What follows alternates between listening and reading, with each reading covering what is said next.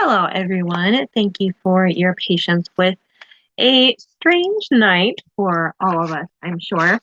Tonight, we're talking about story structure for our personal literacy narrative, namely how we can work on structuring our stories within it to make it more interesting and more vivid. Because remember, as we talked about, it's those details, it's the concrete, specific details, it's the little scene moments in the narratives that we've been reading that really make it come to life, that make it interesting, and it makes us want to keep reading. So we're going to talk a little bit about that today, and we've got an activity to practice or put some of this into practice for our own narrative. So first, I have a Hopi proverb, those who tell stories rule the world. With a well-told story, we can help a person see things in an entirely new way. We can forge new relationships and strengthen the ones we already have. We can change a law, inspire a movement, make people care fiercely about things that they've never even given a passing thought. The ability to tell a captivating story is one of the things that make human beings extraordinary. It's how we connect to each other. It's something to celebrate, study, and to perfect. Stories have power. We have seen this, I'm sure we've all seen this at work in our own lives, and we've seen this particularly in this class as we've been looking over some of these narratives over the past few weeks here. But now, how do we actually write these stories? We can make it, investing. We can make it interesting. So there's many different ways to go about, writing any type of, anything. In the real kind of world of writers, making that separate, kind of a memoir from fiction is the labeling. A writer might base, their novel heavily on their personal experiences, but write it all in third person, change the names of the characters. Another writer might create a short story in first person that reads like a personal narrative, but it's entirely fictional. Okay, there's lots of different ways to go about this. Now, for our narrative, it should be, mostly based in, fact. You're telling your stories. It's somewhat more memoir. Um, that being said, all memoir is a little bit of a practice in fiction, simply because memory is faulty. It is changeable. It is not exceptionally reliable. And so we're all kind of playing with the idea of, what actually happened with it, which is why I recommend working so hard to establish those details that you remember, the sensory details, because our senses have a memory of their own. And so by building through those types of details, we can make sure that we're playing more in the fact rather than the fiction.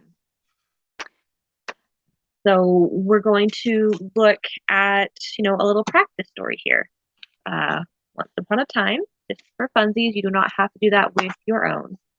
So once upon a time, there was a young girl whose parents never let her stay home alone. But then it happened. One night, babysitter cancels at the last minute, and they have no choice. Everything is going great. She's having a grand time. But then she sees a frog in the hall. The girl is terrified of frogs, and she panics.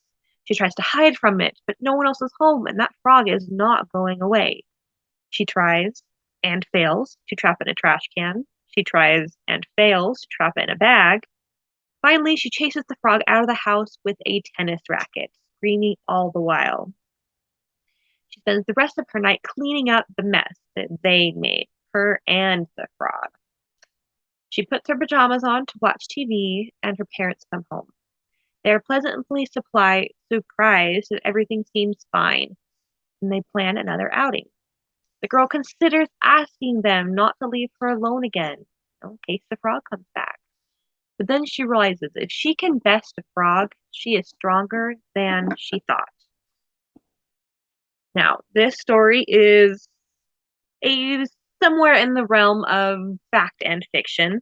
It isn't my story, unfortunately, But if you were reading along as I was reading out loud, you would have noted that what I read is not exactly the same as what is on the screen. This is how a story works. It always changes, it moves. All right. You've probably seen this before as you've told or recounted any story, whether it was what you did that day, a childhood memory, anything. When you tell it to at different times, you add in or leave out different details, wording, and that's just what stories are. They are movable. Okay. Stories are everywhere. And getting to tell stories is easy. We've been doing it all our lives. Uh, but it's a study in practice. Okay? A good story means you want relevant details. We don't want to go on about things that don't matter. We want dialogue, if any, that is interesting. And we want these different things to really bring our reader into the moment. And that's what we want to be working on and practicing. So first, we're going to go ahead and look at the arc of a story. You've probably seen this kind of structure before. It's very standard for stories. Following is also often called a hero's journey and different things.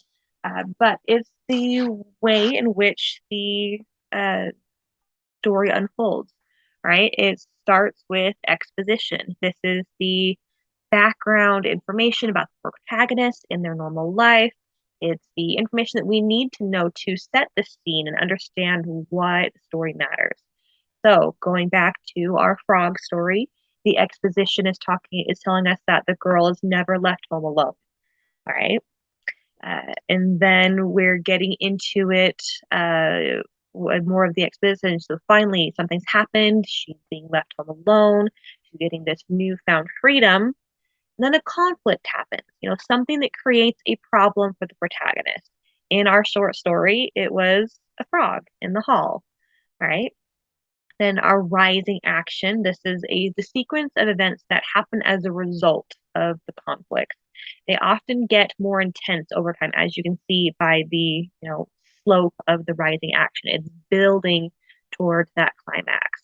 Um, Now, in our frog story, it doesn't have the sharpest of build, uh, but it still kind of is building up in that sense of where she's trying and feeling all of these different things before resorting to chasing around with a tennis racket. Okay, that's the most exciting part of the story.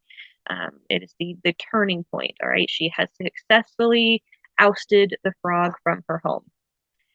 Then afterward, there's the falling action, so the events that happen after the climax. Now, we don't want to cut off our story and truncate it right after the climax. It will leave our readers feeling kind of unsettled, just things aren't tied up well, everything's not making sense with each other.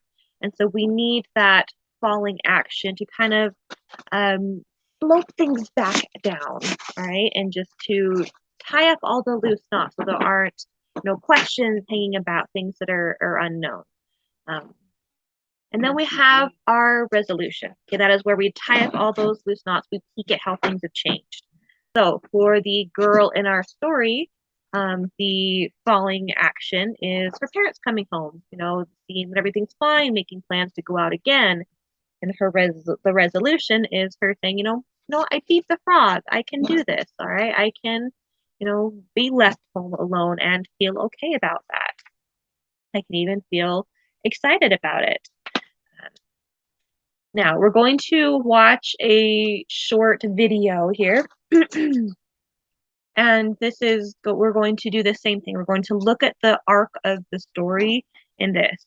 Now, in this short video, it is telling a story, but there are no words. It is all through the gestures and the environment and the relationships that we can see on the screen. Oh, oops, I should have showed him this as we were going over it. So this is the story arc for the frog story. Again, the parents, all these different things, hide the conflict, hiding, trying and failing, chasing it, all those different things. Um, But so we're gonna go ahead and watch this short video. Where is, oopsie, my cursor? There it is.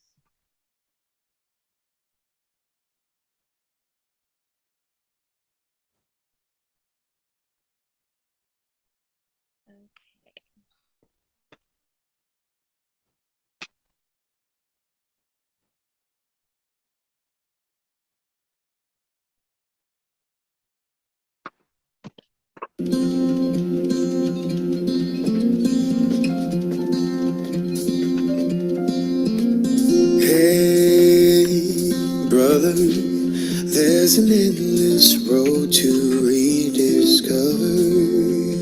Hey, brother, know the water's sweet, but blood is thicker. Oh, the sky comes falling down for you. There's nothing in this world I wouldn't do.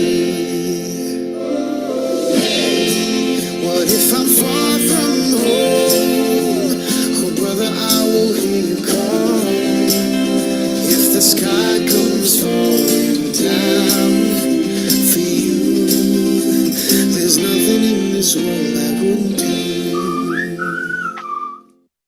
Okay, so this is obviously an ad for Coca-Cola, but it is a story, okay? It's following that same story arc that we were just looking at, with starting with the exposition, okay? It's showing us the relationship between these brothers, as they're going around their home. The taller, bigger brother is, hiding things up and out of reach, doing normal brother things, messing with each other, right? And then we get to the conflict, all right? They're not really getting along very well, okay? We've got our rising action. And then our climax is when the brother's being picked on by these other boys. And his big brother comes and, is the bigger boy, okay? That is our climax moment. And then our falling action is, the things that are happening after that. All right, maybe we could even argue that the climax is when the brother takes it and almost does the same thing that the bullies were going to do, and then gives it back to him and, tips it up on it. Again, brother things, kind of giving that falling action and the resolution, of showing, yes, we are still brothers, we take care of each other, that kind of thing. So this is a story being told, um, without, again, any words. It's all through the scene and the setting. And it's a good kind of practice to be in, because we want to make our scene and our setting very vivid as we are working on our own narratives here. Okay, so now I want us to go ahead and give it a try on our own. So at this point, feel free to pause it in just a moment, and go ahead and do this. First, I would like you to outline the story arc. Let's go ahead and do Sherman Alexie, because we all just read that last week. What is the story arc of Superman and Me? All right, what is the exposition? What do you think is the conflict? What events constitute the rising action, the climax? What's kind of the falling and the resolution? Okay, so go ahead and feel free to pause this right here and take a few minutes to go ahead and do that. All right.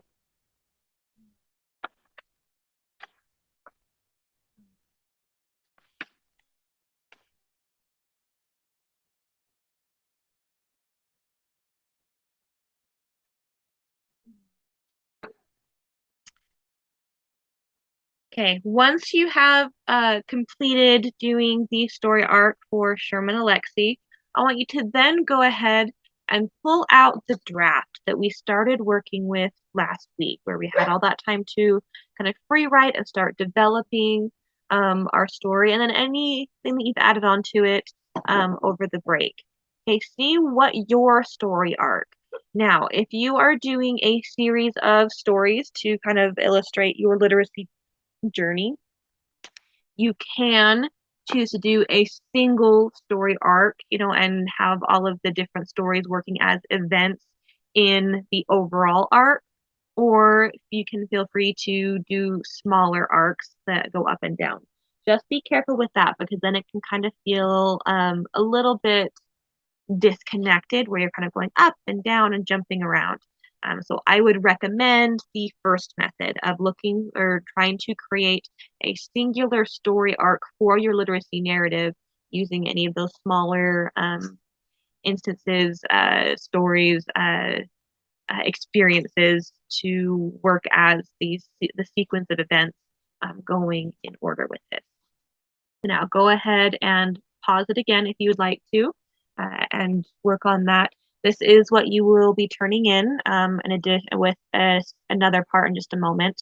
Um, so while you are working on putting your sequence of events, your story arc in order, I want you to keep in mind the pacing, all right, of the events. It's not very interesting if every event, every story, um, everything is given in the same way and it's given the same weight and priority, right? Everything is just kind of going blandly straight across, right? Every single experience. Now, as you were experiencing these moments in your life, it was not this straight block moment, right? There is natural kind of sway and going with different things. So don't represent those experiences as all being in these same kind of square boxes, right? Now, I don't just mean, add more weight or more priority to some of them, kind of like skewing things in different ways. Yes, that can work, but it's not quite what we want to go for. All right, so now that we've got our story in raw form, we want to shape it. And this is where our pacing is. All right, we want to have smaller little boxes and bigger moments where we want to stretch things out and build on it. Okay, so story pacing again to the frog. We've got just a little tiny box, a little tiny pacing for the exposition where we're learning that the girl is never left alone. All right, and then the events are happening. Parents leave. Okay, this is a big moment, first time it's ever happened. All right, her eating, dancing, making a mess, playing around, doing all the different things that she is can do because she's got the place to herself. She's, in charge for the moment, right? That has a little less weight, so it's not as high. It's a little bit longer because it happened for a longer period of time, right? They didn't take, 30-ish minutes for the parents to actually physically walk out the door, but it could have taken 30 minutes to an hour to make a mess in the living room, right? And then our big box, so our big kind of highest priority, highest weight thing is for her seeing this frog and trying to get it out. That's where our biggest focus of the sequence of events is what she's trying, what she's succeeding, and all these different things. And then we've got a small little box where we're tying things up, okay? Cleaning up, putting her PJs on, watching the TV, and parents coming home. Okay, those ones can be equal weight. They're just tying things up, right? We're wrapping everything up together. So this is what I would like us to work on as we are doing our story arc. I want you to identify what scenes, what events, what experiences, what stories, whatever, um, what's the pacing should be for them. All right, should this be a short little box? Should it be a tall box? Should it be a wide box? All right, think of how much you want to stretch and pull, how much priority you want to give to each of these. Because again, we don't want this straight line of every single thing has the same weight because it doesn't. All right. The time that you learned how to read what a card says, all right, or a street sign, maybe is not as big of a moment for you as the time you finished a book on your own, right? These are different varying levels of events, but we want to represent them that way as we are structuring and telling our story. So now I want you to try. Okay, so your assignment is to make a story map. So that's our story arc, following our journey, and a priority table. So that's the pacing. and with the different size boxes, or however you want to represent. You don't have to do it the same way that I visually did. But I want you to make conscious decisions. Think about what place and priority you want each of these to have for the events in your story or stories. Now, you will be turning this in. I am adding the assignment on Canvas right after I post this. You will turn them in before the start of Wednesday's class. That is what's going to be considered present participants. So that's basically your attendance for today, is to turn in these assignments. And they are, again, we're working with scaffolding. We're taking these bigger projects and breaking it down. Now, our personal literacy narrative is not a super big project that needs to be broken down into lots of little steps, but we want to write our best, most engaging story that we can. So we want to take all these different steps and build it out. Okay, so some additional tips as you are working on structuring and actually writing your personal narrative. First, try to weave the exposition into the story rather than just doing an info dump. Right. So an info dump is when you just drop all the things that everyone needs to know right, at the very beginning, or just at some point where you just dump everything they need to know. Sometimes that can work pretty well. Usually it does very much feel like someone just dropped something in your lap, right? We want you to kind of weave things in a little bit.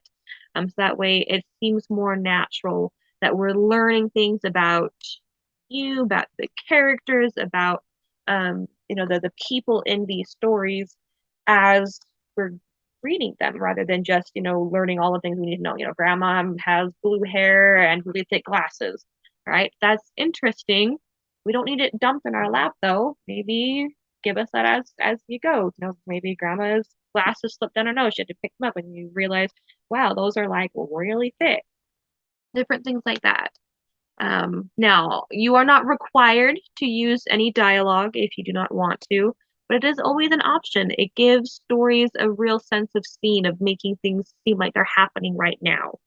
Uh, so if you are going to use any dialogue, I want you to be very careful as you select it and create it to set a scene rather than just kind of quote everything. This was said at this point, this was said at this point.